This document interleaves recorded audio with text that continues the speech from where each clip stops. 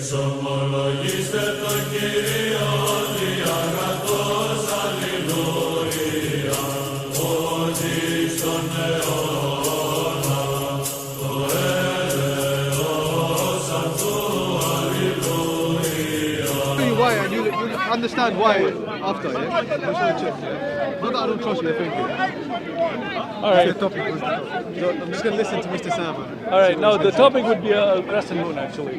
Okay, you I haven't had a conversation with Shaun, so I'm here with Shaun.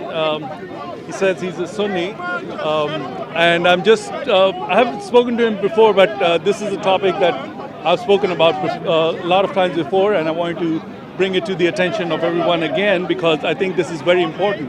Because when you have a mosque at the central heart of Islam in Mecca, and it has a crescent moon on it, that crescent moon means something, because there are many mosques. Not each and every mosque, but majority, I would say, of the mosques all around the world have a crescent moon, and some of them have a crescent moon and a star. So my question to my friend Shaun is, why do we have a crescent moon on there? Because I've been studying it, so I kind of know a little bit about it, why it's there and what caused it to be there. Okay. But I want to know your opinion, and what do you think, if it's something, what does it have to do with Islam? Okay, firstly, thank you very much for sort of just bringing me into a conversation. I would like to start by saying a few things. Yeah? Firstly, to the viewers that are listening, I'm an illiterate person, I'm uneducated. There's a lot more eloquent people out there than me, and I'm someone who's obviously yet to learn a lot. But I understand the basics. Can I say something? Sure. We're in the same boat. I am not a priest or a scholar or anything like that. I'm a lay person. But you have a set of opinions about the Lunar Crescent and how they belong to I'm just Islam. coming here, and I've been, it's just life. You have a life. Throughout my life, I've had a lot of interactions with Muslims, and I know a lot about Islam. So that's my background, Okay. and I feel like that's why I'm here. Sure. And I just want to say, during the course of the conversation, if I interrupt you, I'm sorry. And if I do it out of eagerness, I'm also sorry. But I will let you finish, and I hope you'll let me finish as well. So, firstly, let me ask you, there's two ways of understanding this. Understanding the moon and crescent from a political perspective, and understanding the moon and crescent from, trying to bring the moon and crescent into an ideological belief.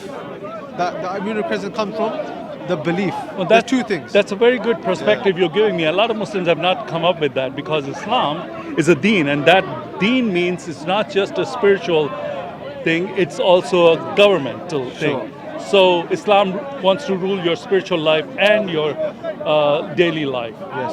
So in that context, I can understand where you're coming from as far as that goes. If I can say that, if you can, I would appreciate it if you can give me both aspects of it. Okay. And I would really appreciate, I would love to know either one. Okay. And whatever is your best explanation for it, I'll take it. I'll keep it really simple.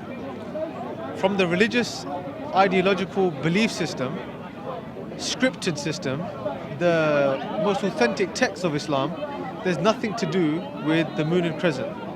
And unless you can prove to me otherwise today, religiously, from the word of God and the Prophet, peace and blessings be upon him, there's nothing which says you have to have symbology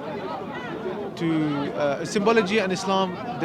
There's no such thing as symbology in Islam. And the political thing, I heard some stories of where the moon and crescent came from, but I think you're much I would like to hear where, everybody has a different perspective, is what I'm saying. What is your perspective? This is just a personal question. I'm not saying you're representing Islam or whatever. Sure. You're just a person, like you said, I'm a lay person. Okay. I'm not asking a scholar this question. I'm asking a lay person, and I'm a lay person. So okay, no problem. So basically, I just want to know what your view of this is, so, in the material world and in the spiritual world, okay, sure. Because it is attached to the house of God. Okay. So spiritually, Islam has nothing to do with symbology. That's my basic understanding. That's it. That's it? So the moon and star technically has nothing to do with Islam. It has something to do with Muslims, but not Islam. So then let's talk about the political aspect of it. So how do you think that, what's the political significance of it? So I believe when the opposing factors went to war back in the day on land, they needed some sort of symbol to show that they're Muslims. Yeah. But that doesn't mean to say that Islam dictated that for that to happen. Muslims done that So, themselves. in your understanding, which wars are we referring to? I'm not sure. I can't. But I can't from the top of my head. I'm not sure. But I can just Okay, imagine. let me ask you something else then. How old do you think is there? When was the first mosque that had this crescent moon not on sure. top? I don't No, know. you have no idea. Okay. But do you understand where I'm coming from? Yeah, I understand. That's- What you're saying is that in the Quran it says don't worship the moon, right? It says the stars and the moon don't prostrate to them. Yes. I know that. However, the God of Islam, the God of the Arabs, Sorry, was do you know what? Sorry to interrupt you. Sorry, I said sorry to interrupt you. I think the Quran says everything I was prostrates to God. yeah. I didn't. Yeah. I was paraphrasing So the I'm not verse. sure if it says don't prostrate to the moon. No, there is a verse that says, Really? this, Okay. do not. I think it does. Check Maybe it out. I'm wrong. Okay. However, it does not. I'm just saying the Quran does not tell you to prostrate to the moon or whatever. So then the question would be, okay, so you're saying that spiritually it has nothing to do with Islam. Yeah. However, politically it might. But Yeah. So symbology is that the correct term? Symbology. yeah, but you see, the thing is this: because Islam is dualistic, it rules both houses of your political life and your spiritual life. So when you say, well, it doesn't have anything spiritually, but it might have something politically, you're kind of like saying, well, but that's greater than the other one. So if politically they're doing it, then it doesn't affect the spirituality of it. Yeah, but the thing is, no, I understand where you're coming from. That's a really good point. But I think it's flawed because what you're trying to do is you're trying to bring in what the Muslims done as a reason for their justification for bringing the moon and crescent in the first place, as a symbol. But what they've done, I'm talking about, I'm saying let's go back to the original source, the original text, the actual message from God and the Prophet, peace and blessings be upon him. Did the Prophet ever say, we need a symbol to show that we're Muslims, an identity? I don't think Well, so. then you would have to go back in history and look at the earliest history of Islam. Okay. And one of the earliest historians who was a Muslim is called Kilby. Okay. And Kilby wrote a book called The Book of Idols. Okay. In that, he explained very explicitly all the idol worship and the traditions of the Arabs that had anything to do with idols. He mentions Uzza and Allat and the story of one of the Sahaba, what's his name, Abu Bakr or somebody going and killing Al-Uzza. Remember the one that was a tree and then he killed her? That story actually comes from him. Okay, He's but- mentioned that. Now, that book mentions Hubal. Okay. Now, Hubal is a lunar deity of Arabia for millennium. Okay. It's like the first symbol of, it's not actually, I shouldn't just say Arabia.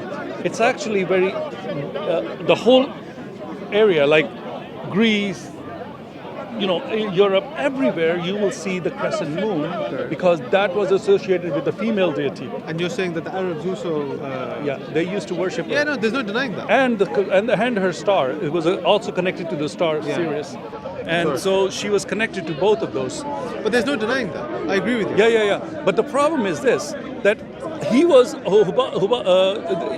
Muhammad was dedicated to Hubal by his grandfather, Muttalib. No, but the Abdullah thing is, Muttalib. they were connected through lineage, but the beliefs were very different. Whose beliefs are different? Prophet Muhammad, peace and blessing be upon him, and his grandfather. Shaun, this is another good point. So I'm going to ask you then, if you say that his beliefs are different, what were his beliefs before he turned 40? The Prophet Muhammad. Yes. Look, as I mentioned before, I'm not a scholar, so I can't give you the exact details, but to worship God in His oneness was his fundamental belief.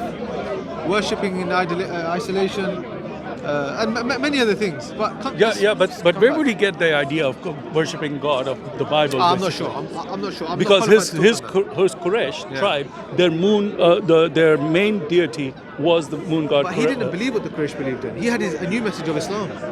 Okay, but Do you understand that? yeah, I know. Yeah. But when you grow Because up, everything you're saying is correct.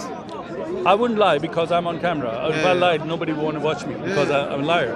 But every time I tell people this, that his parents were themselves worshipping Hubal, and his grandfather, especially. He even there was a ritual of throwing arrows at Hubal, and like where, depending on where it landed, it was like had its whole ritual of dedication. And he was dedicating the father of Muhammad, and then Muhammad's father brought him to Hubal too.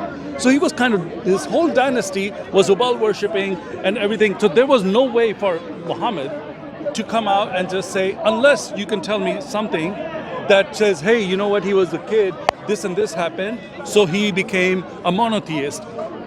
Like we have a story of, what's his name, Abraham. So we have a story there that his father was an idol worshipper, but then he smashed the idols and all that story, right? So now we don't have that story for Muhammad, do we? Okay. Previous to 40 years old. Okay. So no, I appreciate that.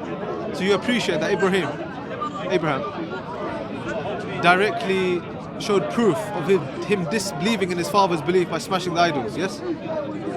And you want something similar from the Prophet Muhammad Prior. But why would you want proof prior? Because you just said that Muhammad was a monotheist. And I said, no, he was a polytheist. He was worshipping Hubal as his tribe was doing. And your proof for that is the fact that his father followed. His father dedicated him to Hubal. His grandfather was a Hubal worshiper. But where's the proof that his grandfather? Sorry to interrupt you. It is in the Kilby. This story is from Kilby. Why are you using Kilby? Kilby. Why am I using Kilby? Okay, and I kind of gave the answer already. When I mentioned Kilby, I pre-qualified him by telling you that he is there are stories of Uzza being killed by Abu Bakr, and Muhammad telling him to go and kill her and stuff. Okay. So that story, and I he's a very highly respected scholar and historian of Islam, and he's a Muslim. He's not like somebody who's like looked down upon. He's looked up very highly. And he has other books as well in Islam. So he's not somebody that I'm just quoting a source that nobody knows about. He's very well known. I mean, and you should know him too, because these stories are coming from him. And he's the one who's given us this story and this narrative. So it's very well established. And Muhammad himself has said that his father, his mother are probably not going to go to Jannah, because when they asked him that, he said no, because they were polytheists. So it's obvious that he didn't have an upbringing of or anybody around him to give him that knowledge since he was a kid. Okay.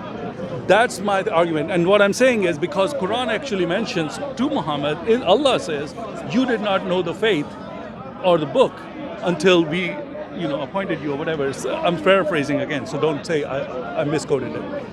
But that's what the Quran is telling us. So that means that Muhammad did not know the faith.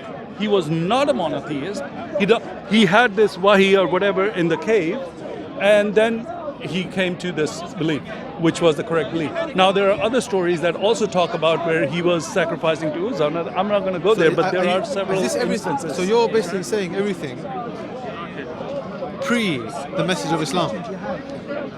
I'm mentioning this because I'm trying to establish that your crescent moon god, I'm sorry, I don't want to come across that way, but when you have the crescent moon on the house of Allah, it's not by accident or by political intrigue or by war or somebody wanted to do something. No. Okay. So this is basic Islamic. Comes from Muhammad and the Arabian historical evidence. That's where I'm pointing to, and I have points to prove it now, because a lot of people have said, "Oh, this came from the Ottoman Empire." They conquered Constantinople and they took the symbol of Constantinople, which was the crescent, Constantinople was a city that was conquered by Rome, and they gave that city the emblem of crescent moon for Diana, which is the goddesses. And that crescent moon, if Muslims say we took that, then you took the crescent moon from the goddess Diana, but that's not the point. Absolutely. Listen, you're making some good arguments. Okay. But no, brother, please. He's our friend. Don't worry. Please don't touch it. Yeah. Okay, go ahead. Symbolic. Come back to the basis of our argument. Symbology has nothing to do with Islam. The actual text. Listen, Muslims, where do they get their belief from? This is the ideology of Islam. Okay. If Muslims digress, that does not mean that the action of their digression should become a fundamental practice of Islam. Okay, got you. So what you're saying is that maybe that's a wrong thing to put the crescent moon up there, but and because you're saying that spiritually speaking, it's not connected to Islam. Absolutely. Yeah, great. I'm trying to find the spiritual link between the moon and crescent and Islam, the Now, ideology of now Islam. let me ask you something. Sure. The first Khalifas, were they the rightly guided ones? They were, yeah. They were, yeah? Okay, so the first, within the first, let's say, 50, 60, 70 years of Islam, the people they were like the real Sahabas and their children, and they were connected to... Whatever they said went. Huh? When? Whatever they said went. But they were also enlightened to Islam, were they not? Sorry. Were they not enlightened to Islam? Like they knew Islam more than anybody subsequently. Yes. Because the earlier you are, the closer you are to the sources, That's right, yeah. the more you are informed about the sources, right? Wrapping up, yeah. Something Yeah, like that. we're wrapping up. So I'm gonna, how many minutes? Okay, let's make it a couple of minutes. It's at the right time, 25 past. 26 minutes. Yeah. How much? 1 minute. Oh, okay. So, all right, we'll have to do this again, I guess. You might. But the point is this: I have coins here. The earliest coin they found Brother, the thing is from 685. Let me just say this. No problem. Now, the 685 coin is, I believe, is like the first Abbasid rulership. Okay. They coined this, and I can show you the coin, and it's got crescent, moon, and star all over it, which is right here. If you look at that coin, you'll find this online. This is one of the first Islamic coins. Okay. And they did this in 685 AD, which is very early, like 50 years after Muhammad's death. Okay. This is coming out with the first Islamic coin with crescent, moon, and star on all four sides of it. Okay. So if anybody wants to see this coin, just go online and type in Islamic coin 685, first Islamic coin, and you'll see the crescent, moon, and star. So what that tells me is that it has nothing to do with the Ottoman Empire, because it was established in 685, the crescent, moon, and the star in the Islamic world. The rulers of the Islamic world, the Abbasids, which is those are the people that started Islam basically. So if they were the one who started Islam and they started putting this imagery on their coins, but they didn't it would start have. Well, they were the first ones, right? The Prophet started Islam. Sorry? Well, technically, Islam. but argument way back to Adam. But you see, the thing is, Islam is not just a deen; it's also A way of life. a way of life, but also a political system. So it's like also governing the world. Like they were also supposed to go and conquer the world. Yeah. But I still can't see the connection to symbology.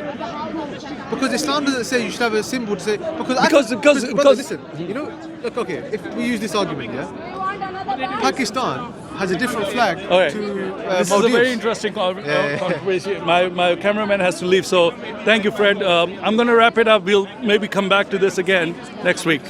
Thank you.